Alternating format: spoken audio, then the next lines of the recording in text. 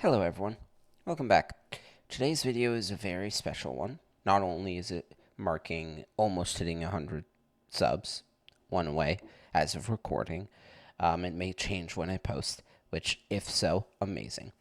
But the point of this video is I want to show you a very complex, I say complex, but it's pretty easy to understand once I explain it. A complex music production technique to do some crazy effects, and it's used by a lot of people for making sounds stand out more. I guess is the best way to put it. This technique is, of course, parallel processing. And what parallel processing is, in essence, is you have a sound like a kick. Maybe you have a kick pattern or something, and then you put reverb on it. So you're putting some reverb on top of it or something. Then now the kick is reverbed, but you're still like you're losing some of the original punchiness of the kick. So what parallel processing does is instead of doing kick reverb on top of it, you're doing a separate reverb on a separate kick, basically. It's not a separate kick, it's the same kick, but it's a separate signal, it's a separate thing of the kick. And the inspiration behind this video was an Andrew Huang video about parallel processing, which I'll put in the description or something. But I'm following like that video. This is more so a like addition to that video. So I'm going to show you what it is, how you do it in Ableton, and also just some cool stuff I've done with it, because I feel like doing it and then like following along is going to be very helpful for some people. But it's used a lot of the times because you can get the wet signal, which is the reverb, and also the dry signal, which is just the drums, and then have them happen at the same time so they're on top of each other. But that is like the base level.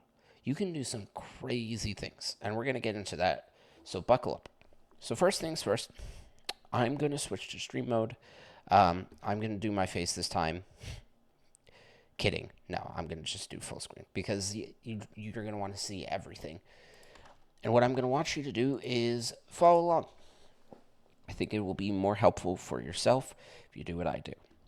So first things first, we're going to pick a sound of any type or a sample. And I have nothing prepared because I could have prepared something and maybe that's better, but I want to do it like from the top so you just see like the whole process. So what I'm going to do is pick this sample, I think, because it's something you can hear that's distinctive, and if I change it a lot, you'll hear the difference. Of course, you could do it with anything, a sound, a plugin, a MIDI thing, whatever. But basically, we're just starting with a sound. So once we have our sound, go under Utilities and do an audio effect rack. And now what an audio effect rack is, if you don't know, is it's basically just like a bin full of your audio effects that you apply onto your sound. So it keeps everything in one spot, and also it allows you to do some complex stuff.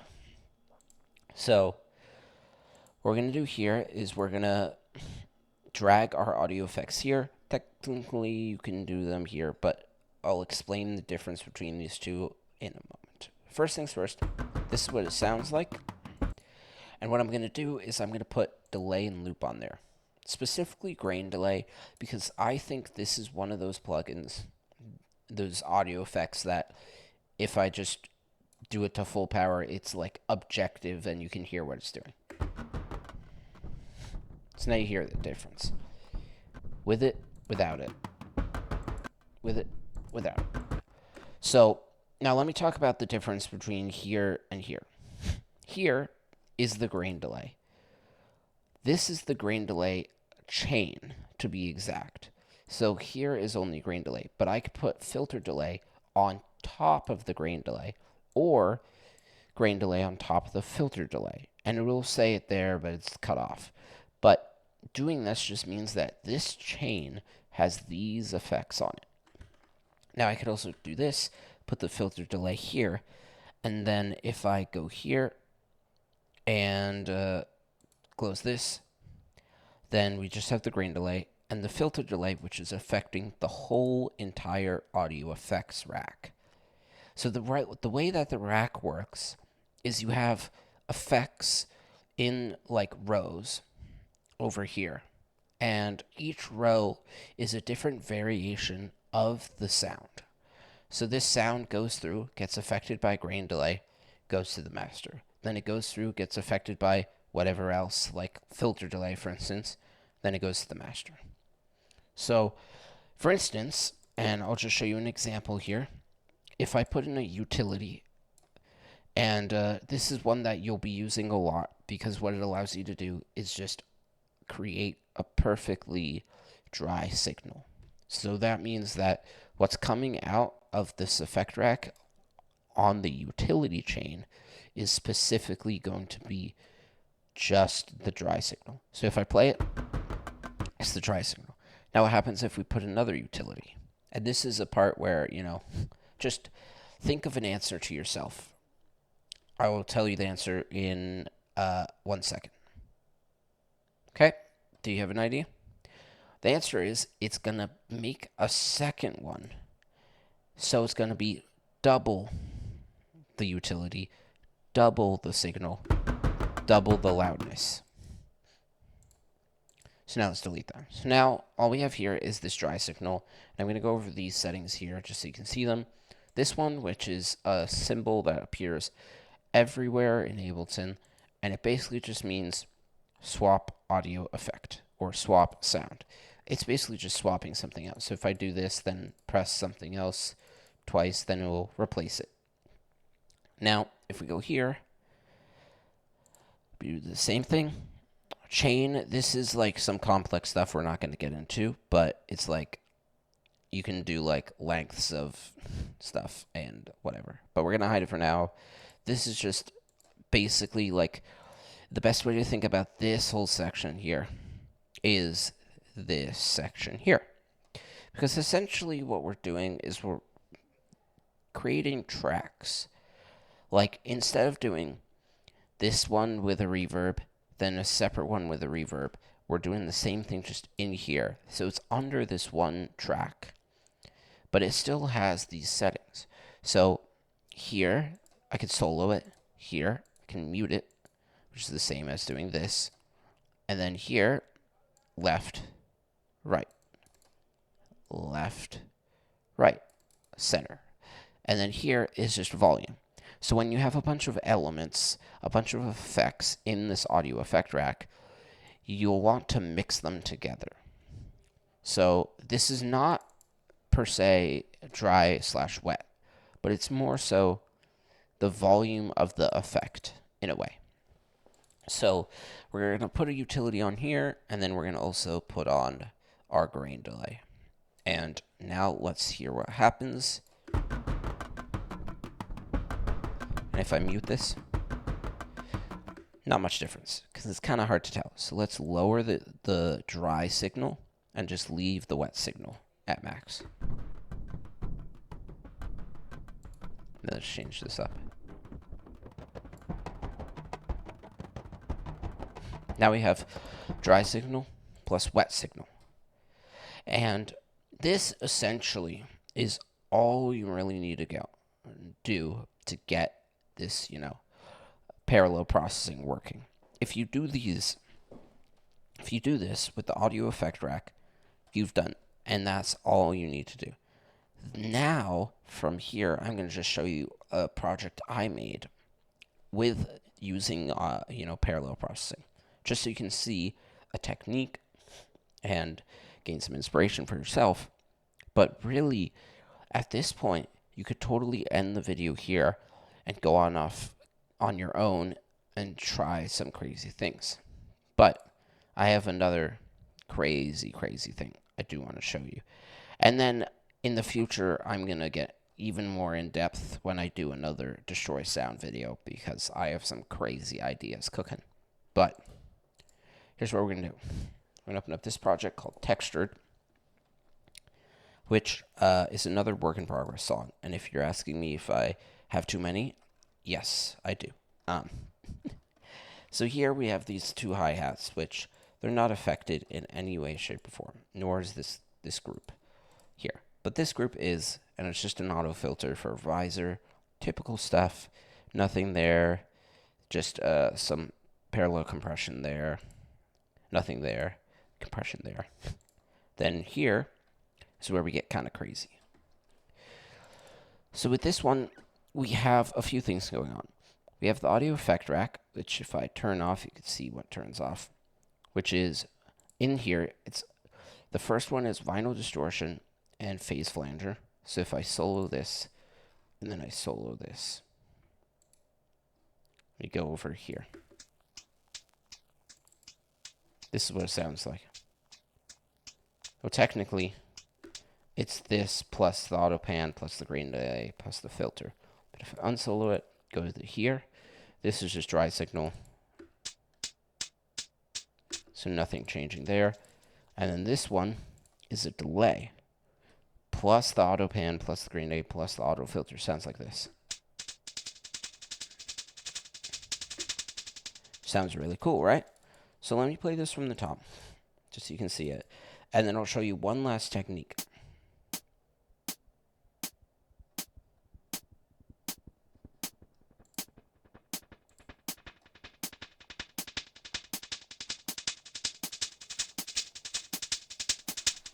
And then over here we have like a drum pattern.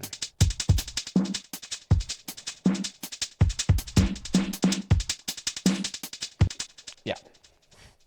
So let's open up a new file and let me show you this last technique that I've learned. Of course, with everything, you start with a sample, you start with the sound. I'm going to do the same one just to make my life easier. Then audio effect rack. Then what we're going to do is kind of crazy. So what we're going to do is we're going to do an EQ8 twice. And I did that wrong, but that's fine. I can just drag there. So now with this EQ8, we're going to change the EQ pattern to cut off either the high end or the low end of the sound. So now we do it here, and then we do it here. So you see we have two different cuts. They're not perfect, but think of it like you're doing just, you're zeroing in on a certain portion of the sound. So now if we do this, it'll sound the exact same way because we have it doubled. It'll be a little louder than if we just did none of this, because there's going to be like some overlap unless we do it wrong. Now, what we can do from here is, let's say we want to solo this. Hear what it sounds like. Barely anything, because it's being cut off. So let's do this. So now it's the lower end. This is the higher end. Okay, there we go. So now we're going to go on to the lower end specifically. And let's do something crazy and do like a delay and an echo. I don't know, maybe a beat repeat. Why not? And then the solo it.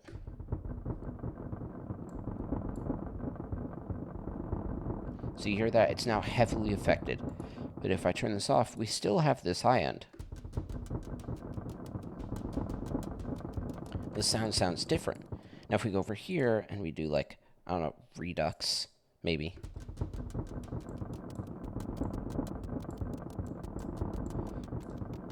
And then maybe we want like reverb on there also or something. The point is, we are literally chopping the sound in half between the high notes, the high end and the low end. And we're affecting each end. And this is something that you can do, and it's like crazy. You can do it more, even more with like bass and stuff to get really good bass sounds. But again, this is information I kind of grabbed from the Andrew Huang video and put my own kind of spin on it. So I wanted to post this because not many people know it, so it's more so a second resource. But I'm never going to claim that it's my knowledge and that I'm the one who came up with this stuff, because I didn't. So your challenge is to spend some time playing around with Audio Effect Rack and do whatever you want. It could be something like, let me open up this file. It could be something simple where you're just, applying reverb, but also having the dry signal at the same time, but it can even be more complex. It could be, you're cutting the signal half and doing something on the low end, doing something different on the high end. Or it could be like this. Same deal. Just splitting it in half. As long as you're getting used to using it, then you can start to create very complex, like drum bussing and stuff like that. Because with a typical drum bus, you're sending the drum signal through an effect signal. So here, this is a drum bus, which is an important term, but you can get away with just doing the simple stuff with the audio effect rack. So it's a very, very powerful tool that you could use. So your challenge, spend, maybe 20 minutes or something, as much time as you want or as little time as you want. Play with the audio effect rack. Play with, dry signal and wet signal using utility, or you can do it with anything. Anything that is just like not affecting the sound will create a dry signal. So anything in here, really. You could even do an audio effect rack inside an audio effect rack. If you want to get really complex and do some crazy stuff, you can do that too. But just play around with it for a bit. As always, you could tag me in a video of it. But I think best thing to do would be to send me something through the Discord, which, by the way, I do want to add this. Is set up and it's running. Let me go here. The Discord is open. Oh, someone joined. I didn't even realize. So, yeah, the Discord is live. I don't know if it's fully working yet, but join, and that's going to be the best way for us to, one-on-one talk about just music production and stuff. I'll have more in the future. But anyways, let me go to Facecam. I want to show you guys this because it's a very cool technique, and it's something that can do a lot for your mixes. Because a lot of times you lose out on texture and detail and punch and clarity, whatever, of your sounds. So having the dry signal and the wet signal at the same time brings both of those together, fixes your problems, and it can do a lot for you. Last thing I got is nothing. Thank you so much for following. I don't know what my next video will be, but I assume something over the weekend, maybe, or maybe even Friday. But expect, I'm going to go live, actually. That's what I'll do. I'll go live on Sunday or Saturday. I will update you on Instagram or on Discord. I'll post something about me going live. But Sunday or Saturday, I will plan to be live for an hour doing my typical stuff. Anyways, love you guys. Thank you so much for the support, and I will see you guys when I see you.